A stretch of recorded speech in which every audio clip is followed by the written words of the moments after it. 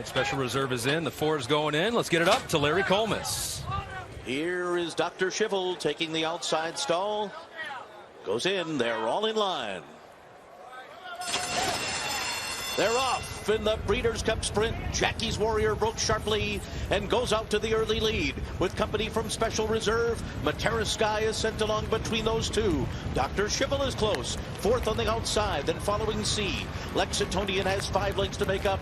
Forense Fire, CZ Rocket, and Aloha West at the back of the pack. Jackie's Warrior with company up front from Special Reserve and Matera Sky. And they rattle off this opening quarter mile in 21.91 seconds. Jackie's Warrior the leader. Special Reserve on the outside second. Matera Sky trying to keep up with them. Dr. Schivel's 3 lengths behind and moving well in the far turn. And following C on the inside, Aloha West and Forense Fire.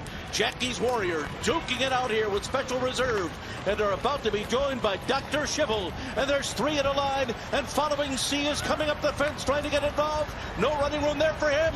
Dr. Schivel has taken the lead as they come to the final furlong.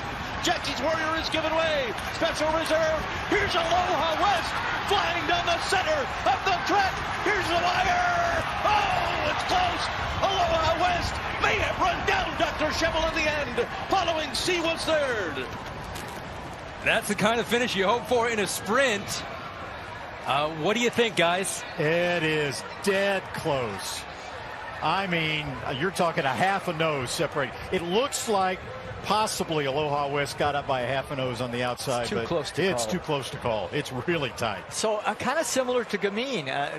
Jackie's Warrior was pressed all the way down the backside. Even when he got to the turn, he couldn't shake off the pursuers. By the time he hit the top of the stretch, you can see that the pressure was getting to him and it began to weaken.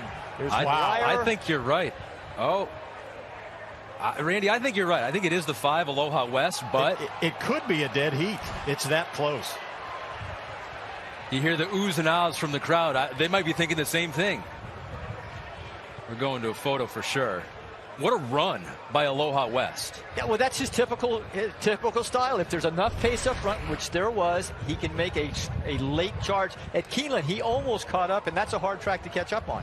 So you see what happened to Gamine. We see what happened here to Jackie's Warrior. You know, on one hand, you might say, well, maybe the track's not playing that well for speed, but then life is good. And the dirt mile, the other dirt race that we've seen, blast off away from there and is extremely impressive wire to wire. Oh, man. Yeah, that could be. Here's the look right down the line on the wire. And good luck separating that. There's been one dead heat in Breeders' Cup history in the Breeders' Cup turf. So on the board, it is the 5 by a razor-thin margin. Aloha West, Jose Ortiz, Wayne Catalano, Eclipse Thoroughbred Partners. They get the victory by the narrowest of margins. A nose whisker.